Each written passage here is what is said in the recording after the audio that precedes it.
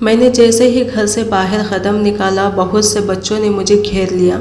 सब मुझे कहने लगे, इसे हाथ मत लगाना, ये अपनी माँ की तरह नापाक है। अगर हम इसे छूएंगे तो हमारे हाथ भी नापाक हो जाएंगे। नहीं है मेरी माँ नापाक, मैं ज़ोर से चिल्लाया। एक बच्चा बोला, मेरे अब्बू कहते हैं तुम्हारे माँ एक तवायफ है, तुम एक तवायफ की नाजायज़ औलाद हो। एक दूसरा बच्चा बोला, और तवायफ ज़ादों का कोई दोस्त नहीं होता। सब बच्चे मुझ पर हंस रहे थे। एकदम मेरी आंख खुली और मैं हड़बड़ाकर उठ बैठा। आसपास देखा, कोई नहीं था सिवाय मेरे बीवी के। नाइट बल्ब की मध्यम से रोशनी कमरे में फैली हुई थी। कुछ पलों बाद जब मेरे हवास बेहाल हुए तो मुझे एहसास हुआ ये ख्वाब था। मैंने पानी पीने की गर्ज से गिलास उठाया। गिलास की आवाज़ से मेरी बीवी की आंख खुल गई। बोली, खैर तो है, इस वक्त क्यों जाग रहे हो? कुछ नहीं हुआ, तुम सो जाओ। इतना कहकर मैं खिड़की के पास आ खड़ा हुआ। एक ठंडी हवा का झोंका जिस्म को छूकर गुजर गया। दिल को सुकून सा महसूस हुआ। मैं इस ख्वाब के मुताल्लिक़ सोचने लगा। यह ख्वाब नहीं था, यह हकीकत थी, मेरी ज़िंदगी की सबसे बड़ी और तल्ख़ हकीकत, जिसे मैं कभी फरमाइश नहीं कर सकता था। आज बरसों गुजर जाने के बाद भी मेरे बचपन ने मेरा पीछा नहीं छोड़ा था। मैं एक नापाक माँ का बेटा हूँ। जब बच्चे मुझे कहते तो मैं भागा भागा घर आता, आकर दरवाजे की कुंडी लगा लेता। सारे बच्चे मुझे चीरते हुए मेरे घर के दरवाजे तक आते। जब आवाज़ें आना बंद हो जाती तो मैं धीरे से कमरे की खिड़की खोलकर बाहर झांकता और फिर उसकी खिड़की में बैठकर माँ का इंतज़ार करने लगता। यह कमरे की छत हमारा घर था, जिसमें अपनी माँ के साथ रहता था। माँ क्या काम करती थी, कहाँ जाती थी, मुझे कुछ पता नहीं था। बस वो जाने से पहले इतना कहकर जाती, मेरे आने से पहले घर से बाहर निकलना। जब माँ घर आती तो मैं माँ से कहीं सवाल करता, माँ तो कहाँ गई थी? फिर मैं माँ को बताता, माँ आज फिर बच्चों ने आपको नापाक बोला है। माँ तो मुझे बताती, क्यों नहीं, सब तुझे नापाक क्यों कहते हैं? मेरे पूछने पर माँ कहती, तू किसी की बातों पर ध्यान ना दिया कर, और तुम्हें कौन कहता है घर से बाहर निकल? मैं तुम्हें मना करके जाती हूँ ना। मैं कहता, माँ मैं अकेला घर बोर हो जाता हूँ, और माँ गली में कोई भी मुझसे दोस्ती नहीं करता। सब कहते हैं मैं एक तवायफ ज़्यादा हूँ। माँ ये तवायफ ज़्यादा क्या होता है? मेरे इसरार करने पर माँ मुझे अक्सर डांटती और कहती, कौन कहता है तू तवायफ ज़्यादा है? तू तो मेरा बहुत ही लाडीला बेटा है। फिर मैं माँ से कहता, माँ तो ऐसा कर, मुझे अपने साथ काम पर ले जाया कर, मैं भी वही काम करूँगा जो तू करती है। तो माँ कहती, नहीं, तुम ऐसी जगह नहीं जा सकते, वो जगह बहुत गंदी है। तो मैं कहता, माँ तो तुम ऐसी गंदी जगह काम क्यों करती हो? छोड़ दो ना ऐसी गंदी जगह काम करना, फिर तुम्हें कोई नापाक भी नहीं कहेगा और मेरे बहुत से दोस्त बन जाएंगे। तो माँ कहती, कोई भी शौक़ से गंदी जगह काम नहीं करता, मेरी मजबूरी है। हाँ, मगर बहुत जल्द ही ये गली छोड़कर चले जाएंगे किसी दूसरी जगह जहाँ तुम्हारे बहुत से दोस्त होंगे। मैं अक्सर माँ की बातों को समझ नहीं पाता था। एक शाम ऐसा हुआ, एक आदमी गाड़ी लेकर आया और माँ इसके साथ गाड़ी में बैठकर चली गई और बाहर से दरवाज़ा बंद कर गई। मैं खिड़की में बैठकर माँ का इंतज़ार करने लगा और वहीं बैठे सो गया। जब आँख खुली तो खुद को बिस्तर पर पाया और माँ फिर से तैयार हो रही थी काम पर जाने के लिए। आज मैंने दिल में सोचा, मैं माँ का पीछा करूँगा, वो जगह देखूँगा जहाँ माँ काम करती हैं और फिर मैं चोरी से माँ के पास चला जाया करूँगा। जब अम्मा घर से निकली तो मैं माँ के पीछे निकल खड़ा हुआ।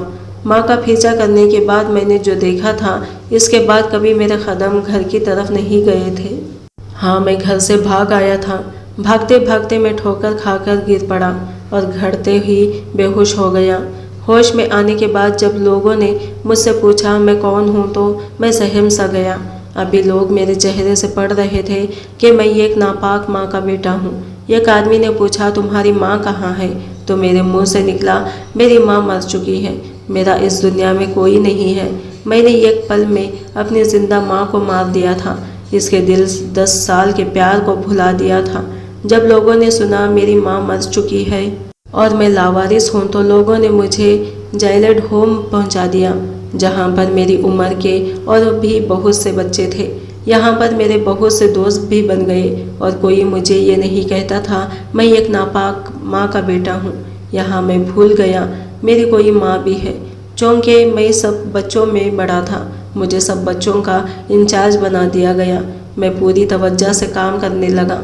माह व साल कैसे गुजरे पता ही ना चला। फिर एक दिन ऐसा आया, मेरी जहानत की वजह से मुझे पूरे जेलर होम का मैनेजर बना दिया गया। मालिक की गैर मौजूदगी में सारा काम करते मैं देखता।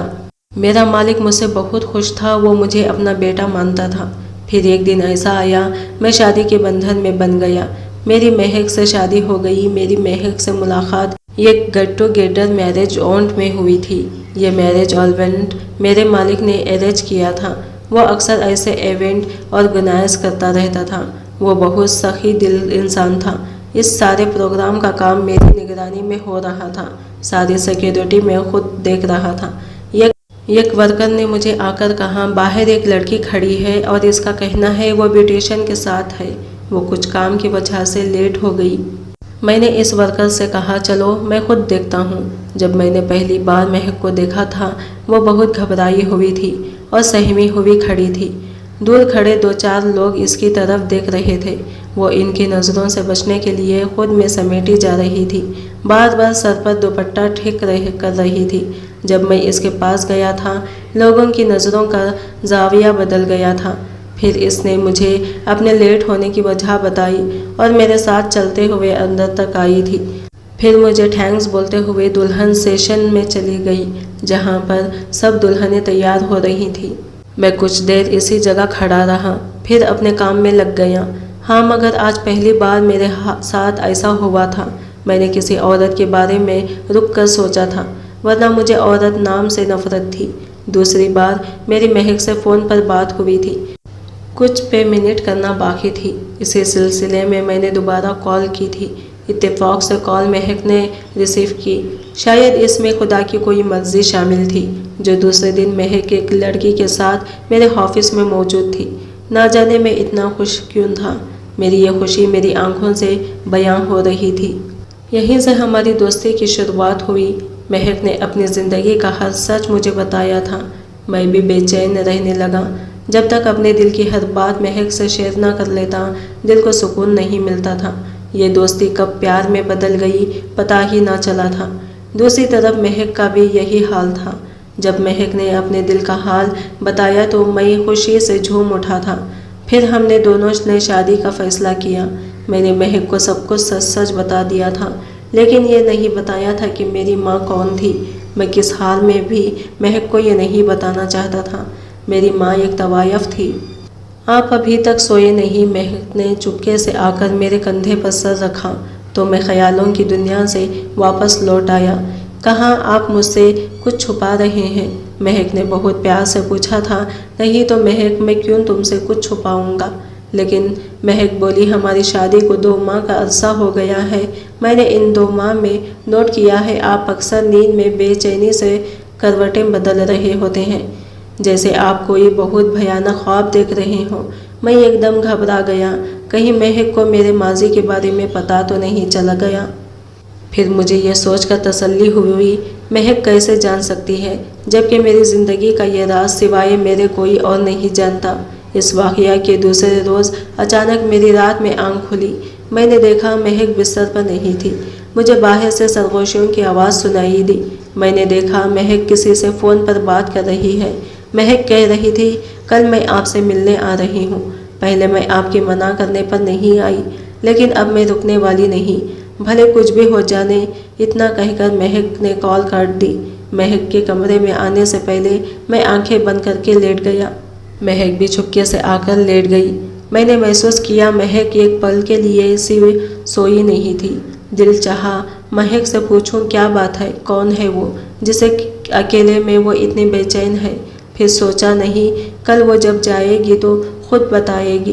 दिल में ख्याल आया, महक ने तो कहा था इसका दुनिया में कोई और नहीं है, ना माँ, ना बाप, ना बहन, ना भाई। तो फिर आज किसके लिए वो रात भर नहीं सोई? दिल में तरह तरह के ख्याल आने लगे। नहीं, मेरी महक ऐसी नहीं है। इसने मुझसे कुछ नहीं छुपाया। अपनी महक ऐसी नहीं है। इसे ज़िंदगी का हर राज बताया है। कई सवालों में उलझे उलझे सुबह हो गई। मैं इंतज़ार में था महक मुझे बताएगी, लेकिन महक ने मुझे कहा इसे बाहर जाना है, कुछ ज़रूरी काम है, शाम तक लौट आऊँगी। मैं महक पर शक नहीं करना चाहता था, लेकिन जब मैंने महक के पार्लर कॉल की तो पता चला महक पार्लर गई ही नहीं, महक किसी और से मिलने गई थी, वो भी मुझे झूठ बोलकर। आखिर किससे मुझे समझ नहीं आ रहा था। ना चाहते हुए भी मेरी सोच का दायरा गलत तरफ जा रहा था, जो मैं हरगिज़ नहीं चाहता था। घर वापस आने पर महक ने बताया इसे कुछ दिन और पार्लर जाना है, कुछ पुराने कस्टमर हैं, वो सिर्फ इसी से ट्रीटमेंट चाहते हैं। मैंने महक को जाने से नहीं रोका, मगर दिल में फैसला किया कल को महक के पीछे जाऊंगा और देखूंगा वो किससे मिलने जाती है। दूसरे दिन मैंने महक का पीछा किया था। महक ने बाजार से थोड़े फल खरीदे थे और कुछ मेडिसिन भी। महक रिक्शे से उतरकर एक गली में दाखिल हो गई। कुछ घर छोड़कर महक एक घर में दाखिल हो गई। इसे मेरी खुशी किस्मती समझ ले या बदकिस्मती, महक दरवाज़ा खुला छोड़ गई थी। मैं जब अंदर दाखिल हुआ तो खिड़की के पास मेरे कदम रुक गए। अंदर से महक के रोने की आवाज़ें आ रही थी।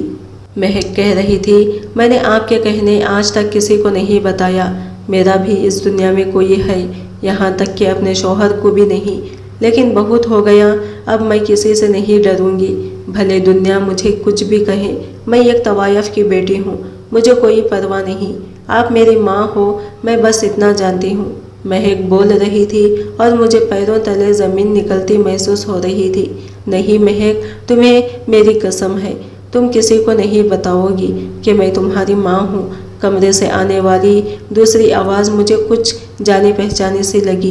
कान लगाकर सुना तो दूसरी औरत कह रही थी महक, तुम किसी को नहीं बताओगी, मैं तुम्हारी माँ हूँ। एक ऐसी बदनसीब माँ जिसकी वजह से इसका बेटा इसे छोड़कर चला गया। मैं नहीं चाहती लोग तुम्हें भी ताने दें और तुम भी मुझे छोड़कर चली जाओ। महक, आज मैं तुम्हें तुम्हारे सब सवालों के जवाब देती हूँ जो तुम बचपन से पूछती आ रही हो। हाँ महक, मेरे इन आंसुओं की वजह कोई और नहीं, मेरा बेटा है। एक दिन मैं घर लौटी, वो घर पर नहीं था। वो ये बर्दाश्त नहीं कर पाया, मुसाफिर की तरह दरवाजे की दहलीज पर गिरने वाला था। जिन हाथों ने बिस्मिल्लाह कहकर मुझे गिरने से बचाया था वो हाथ किसी और के नहीं, मेरी माँ के थे। मेरे समातों से पहली आवाज़ टकराई थी बेटा संभल के, और दूसरी आवाज़ मेरी बीवी की थी। वो कह रही थी आप यहाँ कैसे। इसके बाद मुझे हर आवाज़ सुनाई देना बंद हो गई। सुनाई दे रही थी तो बस एक आवाज़, और वो थी मेरी ज़मीर की, जो कह रहा था मेरी माँ नापाक नहीं है और ना कभी नापाक थी। मैं रो रहा था और मेरे साथ मेरी जन्नत भी। कोई इसे कहे वो एक तवायफ का बेटा है, अगर वो मेरे पास होता तो मैं इसे सब सच बताती। महक में एक तवायफ ज़रूर थी, मैंने एक कोठे पर ही जन्म लिया था, लेकिन मेरा बेटा नाजायज़ नहीं था। मैंने इसके बाप से छुप कर निकाह किया था। फिर वक़्त आने पर इसके बाप ने मुझे ये कहकर धक्का दिया इसके समाज में एक तवायफ के लिए कोई जगह नहीं है। इससे बहुत बड़ी गलती हो गई मुझसे निकाह करके। मैंने ये बात सबसे छुपाई थी, किसी को क्या बताती, लेकिन जब हमारे कोठे पर सबको पता चला कि मैं माँ बनने वाली हूँ तो सबने मुझे बुरा कहने के बजाय खुशी मनाई।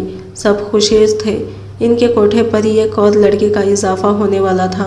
सब लड़की होने की दुआएं मांगने लगे, लेकिन महक मैं रोज़ खुदा के सामने गिड़गिड़ा कर दुआ मांगती कि ऐ खुदा, तू मुझे बेटी नहीं देना, मैं अपनी औलाद को तवायफ बनने नहीं देख सकती। मेरी माँ तो मुझे पैदा करके मर गई, लेकिन मैं ऐसा नहीं चाहती थी, और फिर खुदा ने मेरी दुआएं सुन ली और मुझे बेटा दे दिया। मैं दिल ही दिल में बहुत खुश थी, लेकिन कोठे पर सब मुझे नफ़रत की निगाह से देखने लगे थे, क्योंकि बेटे की पैदाइश के बाद मेरी लापरवाही की वजह से मेरा जिस्म नाचने की काबिल नहीं रहा था, इसीलिए मैंने नाचना छोड़ दिया था। फिर मैंने फ़ैसला किया मैं अब कोठे पर नहीं रहूँगी। मेरे एक चाहने वाले ने मुझे एक मकान दिया। मैं अपने बेटे के साथ उधर रहने लगी, लेकिन पेट के प्यास बुझाने के लिए मुझे कोठे पर जाना पड़ता। मेरा कोई परस्ता आ जाता और मुझे थोड़े पैसे मिल जाते। यूं ही कई साल गुजर गए। मेरा बेटा 10 साल का हो गया था, सब कुछ समझने लगा था, मुझसे बहुत सवाल करता। मैं हर बार इसे डांटती थी। महक, इन्हीं दिनों तेरी माँ को कोई कोठे पर फरोख्त कर गया था, किसी ने तुम्हारी माँ के साथ बेवफाई की थी। कोठे की मालकिन ने सिर्फ इसीलिए तेरी माँ को खरीदा था क्योंकि वो माँ बनने वाली थी। कोठे की मालकिन ने तमाम चेकअप के बाद तेरी माँ को खरीदा था। वो जान गई थी तेरी माँ के पेट में लड़की है। तुम्हारी माँ एक अच्छे घराने से ताल्लुक़ रखती थी। मैंने इसे बहुत समझाया था वो अपने घर लौट जाए, लेकिन वो नहीं मानी और मुझसे वादा लिया अगर इसे कुछ हो गया तो मैं तुम्हारा ख्याल रखूं, तुम्हें इस दलदल से बचा लूं। मैंने तुम्हारी माँ को कुछ भी ऐसा वैसा करने से मना किया था। वो मेरी बात मान गई थी, लेकिन वो चाहती थी तेरे पैदा होने के बाद मैं तुम्हें लेकर कहीं गायब हो जाऊं। इसीलिए मैंने एक आदमी को राज में लेकर ये घर भी देख लिया था जहां मुझे छुप कर रहना था। तेरी पैदाइश से 2 दिन पहले मैं घर लौटी तो मेरा बेटा घर पर नहीं था। मैंने हर जगह तलाश किया, गली के सब बच्चों से पूछा, लेकिन वो कहीं नहीं मिला था। सब कहने लगे एक बेटा कब तक ये बर्दाश्त करता कि वो एक तवायफ का बेटा है, इसीलिए वो घर छोड़कर भाग गया। मैं कैसे बताती सबको, मैं जैसे भी हूँ एक माँ हूँ। वो मेरे जिगर का टुकड़ा था, मेरी जान था, मेरा सब कुछ था, लेकिन इस जालिम समाज ने इसे मुझसे छीन लिया था। लेकिन दुनिया वाले कब ये समझते हैं, इनके नज़दीक एक तवायफ का कोई वजूद नहीं होता, फिर भले वो एक बहन हो, बेटी हो या फिर एक माँ हो। तेरी पैदाइश पर कोठे पर बहुत सा नाच गाना हुआ, सब तुम्हें हाथों हाथ लिए रहे थे। कोई कह रहा था तू बड़ी होकर कमाल की नाचने वाली बनेगी, कोई कह रहा था तुम्हारी आंखें कितनी प्यारी हैं, लेकिन इन सब के दरमियान कोई था जो मेरी तरफ बहुत उम्मीद के साथ देख रहा था। वो तुम्हारी माँ थी। फिर दूसरे दिन रात के अंधेरे में तेरी माँ ने तुम्हें मेरे हवाले करते हुए कहा था, मेरी महक को इस जालिम दुनिया से बचा लेना। आप ही, मैं अपनी गलती की सज़ा इस मासूम को नहीं देना चाहती। मैंने तो तुम्हारी माँ को भी साथ आने का कहा था, लेकिन वो नहीं मानी थी। बोली मैंने घर से भागकर अपनी माँ का दिल दुखाया, अब मैं अपनी महक से दूर रहकर अपनी गलती का अजाला करूँगी। इस दिन के बाद तुम्हारी माँ के साथ क्या सुलूक हुआ होगा खुदा जानता है। मैं सिर्फ इतना जानती हूँ, इस दिन के बाद मैं भी कभी इस तरफ पलट कर नहीं देखूँगी। तुम्हें लेकर और यहाँ इस घर में आकर रहने लगी हूँ। यहाँ मुझे कोई नहीं पहचानता था। अंदर से आवाज़ें आना बंद हो गई थी, सिवाय सशक्तियों की आवाज़ों के मेरे अंदर कुछ टूटा था बहुत ज़ोर से।